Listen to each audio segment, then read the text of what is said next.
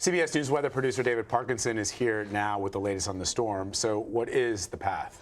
Well, the path is that it is going to be making a very close path to the southeast coast, particularly to the Carolinas. What I'm really worried about is when you say that this storm has gotten weaker over the last few days. Look, I can't even count the days. I think it was 7 that it almost hit Puerto Rico, but didn't. I'm running on fumes here. So, right. You know, the problem is that people get fatigued by this thing. They see that it got stuck over the Bahamas. Obviously, they see the devastation that happened in the Bahamas, but then they see that, oh, it kind of missed Florida. Oh, it's taking its time, and people get caught off guard. I don't want that to happen because the worst impacts in terms of how it's going to hit the U.S. is still to come. So when we take a look at what the storm's got in the 11 o'clock advisory, 105-mile-an-hour winds, that has not changed. The forward speed has picked up, though. It's now moving north-northwest at 9, and it's 125 miles east-southeast, I should say, of Jacksonville. One of the things that I want to point out is the storm surge concern. So Savannah is one of the spots that you can see right there. That is highlighted in yellow. That means there's at least 2 to 4 feet of storm surge, but right downtown and in some of the islands right around there, you could be seeing higher storm surge there. That's one concern. The other concern really is the wind. So I'm using this sort of as a proxy for the, somebody didn't put pause points in there. Okay, there you go. Basically the point is that you've got wind all throughout the Carolinas. So South Carolina, North Carolina, right along the coast. Charleston could be seeing hurricane force winds, as could Myrtle Beach, as could Hilton Head, as could Wilmington, North Carolina. And then you can see all of the rain there between Jacksonville and Charleston. That's over a foot of rain, which would cause flash flooding. It would load up the rivers, which are already being hit by storm surge. It's a bad combination for sure. So how far north could this thing go? Realistically, the farthest north that this thing's going to go in the U.S. is the Outer Banks. So even, you know, they're starting to do things with the ships in Norfolk, which is smart, but people in Norfolk, I think, are not going to, by and large, be impacted all that badly. The last place that's really going to be seeing the worst impacts probably is about Kill Devil Hills. In terms of what we're looking at with this storm with regard to our folks here in the Northeast, for you, for me, for Vlad. Like a messy it is going to be windy on Friday for sure. You're going to have winds in 30, 40 mile-an-hour winds, gusting a little bit higher. So maybe take things in off of balconies, but by and large, you're going to be rather unaffected. By comparison, certainly. And then the next place, if it does not make landfall here in North Carolina or South Carolina, it's one of 2 places. It's either Nova Scotia or it's going to miss Nova Scotia, and then it's Newfoundland and Labrador. So it's got a long way to go if it does not hit the corner there. But you can see just how close it is going to be making that pass. It's about 25 miles offshore with a wind field of about 60 miles across for hurricane force winds.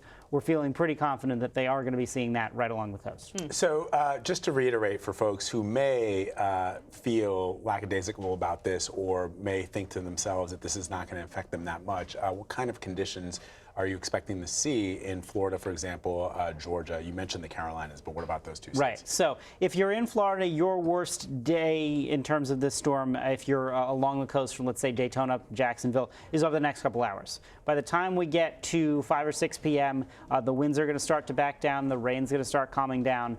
You're going to be getting better. If you are in a place like Savannah, things are going to be getting worse tonight, and you're going to have your worst conditions between tonight and tomorrow morning, and potentially as late as tomorrow morning.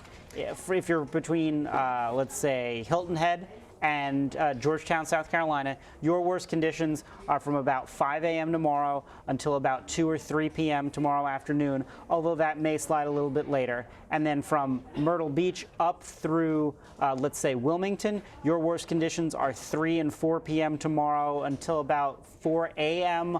on Friday.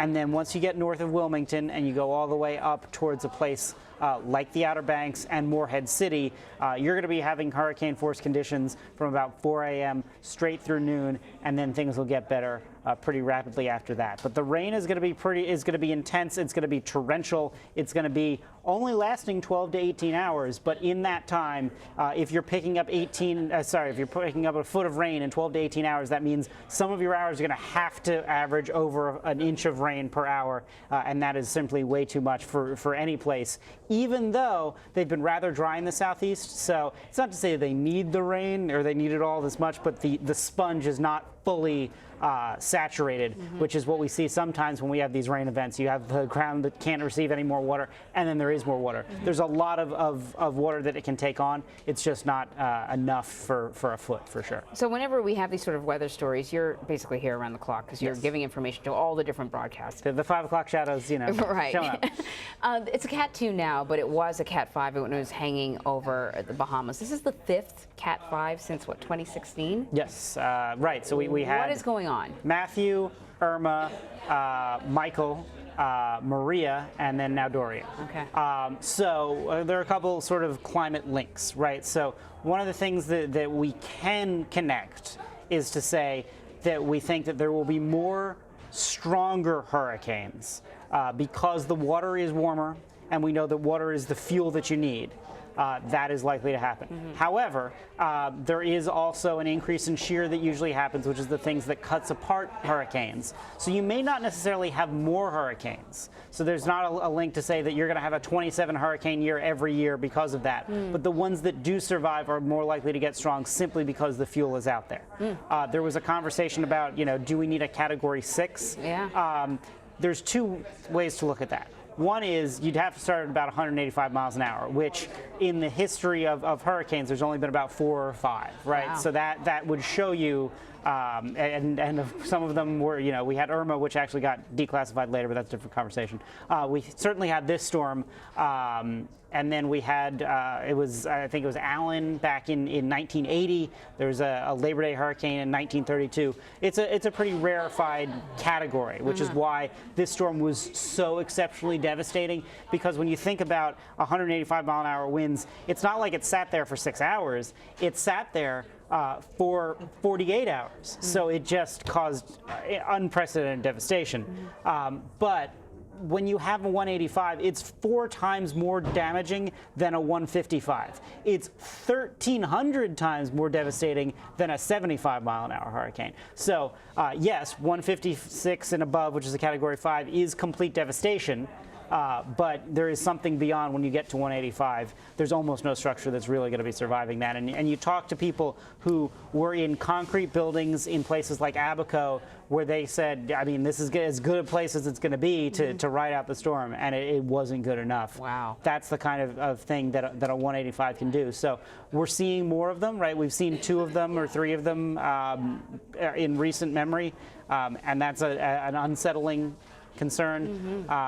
But if nothing else, I hope that people won't be like, well, they're forecasting a 5, at least it's not a 6, right? You do worry about that a little bit, but there is an exceptional danger, which when you look at what Michael did, when you look at what happened to the Florida coastline there, that was a storm that came onshore as barely a 5. And you saw what it did to Mexico Beach. You saw that it basically wiped that town off the map.